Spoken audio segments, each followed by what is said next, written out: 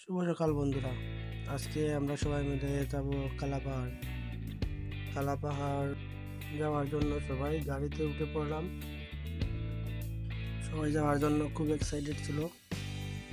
সবাই গাড়িতে বসে বসে চারপাশের দৃশ্য উপভোগ করতে করতে কালাপাহাড়ের দৃশ্য দেখার জন্য এক্সাইটেড ছিল। কালাপাহাড় সিলেটের সর্ববৃহত্তম পাহাড়। কালাপাহাড় অবস্থিত মৌলভীবাজার জেলার কুলাউড়া থানার বেগুনচড়া পুঞ্জিতে অবস্থিত একটি পাহাড়, যার উচ্চতা প্রায় 1098 ফুট, যা সিলেটের সর্বোচ্চ পাহাড়। স্থানীয় ভাষায় এটাকে লংলা পর্বত বা কালা পাহাড় নামেও ডাকা হয়। এর এক পাশে কুলাউড়া ও অন্য পাশে জুড়ি উপজেলা ও ভারতের ত্রিপুরা সীমান্ত। এখানে আছে অনেক চা বাগান সহ ছোট বড় অনেকগুলা পাহাড়, যেটার দৃশ্য দেখার জন্য আমরা গাড়ি থেকে নেমে তারপর আস্তে আস্তে রওনা হলাম। এর ভিতরে অনেক সেতু রয়েছে, বাঁশের সেতু, যেগুলো দেখতে অনেকটাই ভয়াবহ, কারণ এই বাঁশের সেতুগুলা অনেকটাই শুকনো বাঁশ দিয়ে তৈরি, যেগুলা পার হতে গিয়ে অনেক সময় দেখা যায় অনেক বিপদ হতে পারত। তারপর আমরা সবাই সেগুলো পার হওয়ার চেষ্টা করলাম।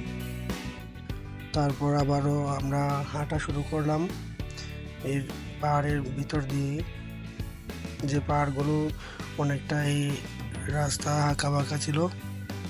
হাঁটার সাথে সাথে দূরের অনেকগুলা ছোট বড় পাহাড় দেখতে পেলাম, যে পাহাড়গুলা অনেকটাই আঁকা বাঁকা, যেগুলার ভিতর দিয়ে আমরা হাঁটা শুরু করলাম। এবং অনেকে হাঁটতে ছিল, আবার অনেকে পিছন দিকে সবাই রয়ে গেছিল। আস্তে আস্তে সবাই একসাথে হলাম।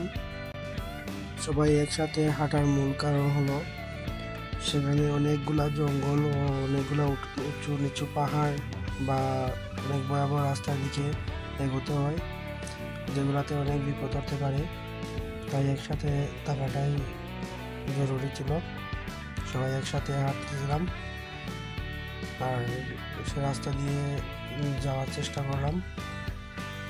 আবার আরেকটা বিষয় হলো, এই রাস্তা দিয়ে হাঁটতে গেলে ভয় কম হয়, কারণ রাস্তাগুলোর ভিতরে বা পাহাড়ের ভিতরে মানুষের আসা যাওয়া অনেকটাই কম। এখানে অনেক জন্তু জানোয়ারও দেখতে পাওয়া যায়, যেমন হাতির চলাচল বেশি থাকে, বন্য প্রাণীর আসা যাওয়া বেশি থাকে। তাই একসাথে থাকাটাই জরুরি। আমাদের সাথে একজন গাইড নিয়ে গেছিলাম। গাইড না ছাড়া সেখানে যাওয়া সম্ভব না, কারণ গাইড থাকাটাই জরুরি। কারণ দেখা যায় যে সেখানে যাদেরকে গাইড নিয়ে যাওয়া হয় সবাই এই রাস্তা দিয়ে আসা যাওয়া অনেকটাই করে থাকে সব সময়, কারণ এদের আসা যাওয়ার অনেকটাই এই দিক দিয়ে হয়ে থাকে, কারণ এদের বসবাসী এদিকে বা বিভিন্ন জায়গা পর্যটকদের নিয়ে এদের আসা যাওয়া এদিকেই। এদেরকে নিয়ে সবাই কালাপাহাড়ের উদ্দেশ্যে রওনা হয়, কারণ কোন রাস্তাটা ভালো কোন রাস্তাটা খারাপ এদের এগুলা সব কিছু জানা আছে, কারণ এরা প্রায় সময়ই এই রাস্তা দিয়ে যায় বা যাওয়া আসা করে। এই পাহাড়ের ভিতরে বা জঙ্গলের ভিতরে যে কোনো বিপদ হলে এরা এগুলো সামলিয়ে নেয়, কারণ এদের আসা যাওয়া এদিক দিয়ে কখন কী হয় বা কখন কী হতে পারে সেগুলো তো আর বলা যায় না। সেগুলো সব কিছুই এদের জানা আছে, কোন রাস্তায় বিপদ আছে কোন রাস্তায় বিপদ নেই। তাই এদেরকে নেওয়াটাই জরুরি। আশা করি যে কোনো লোক যখন কালাপাহাড়ের উদ্দেশ্যে যাবে এদেরকে সাথে নিয়ে বা একজন গাইড সাথে নিয়ে যাওয়ার চেষ্টা করবে। এদের সব কিছু জানা আছে। তারপরও আমরা প্রথমে গাইড পাই নাই, অনেক খোঁজাখুঁজির পর গাইড পেয়েছি। তারপর আমরা চলে আসলাম কাইসাপুঞ্জিতে। এখানে একটা অনেকগুলো ছোট বড় পুঞ্জি আছে। সেই কাঁসা পুঞ্জির ঘরগুলা অনেক গোছালো, অনেকটাই মাটির। সেখানে এসে আমরা দেখানোর চেষ্টা করলাম কাঁসা পুঞ্জি, কাঁসাদের ঘর পাহাড়ের উঁচু চূড়ায়। সেই ঘরগুলা অনেকটাই মাটি দিয়ে তৈরি, দেখতেও সুন্দর। এবং কাঁসাদের ঘরগুলো দেখানোর চেষ্টা করলাম। যারা বাংলাদেশের উপজাতি, এদের জীবনযাত্রার মানই অন্যরকম। এরা পাহাড়ের উঁচুতে বসবাস করে। এদের জীবিকা নির্বাহের মূল উপাদান হচ্ছে পান। সেই পান সবাইকে দেখানোর চেষ্টা করলাম।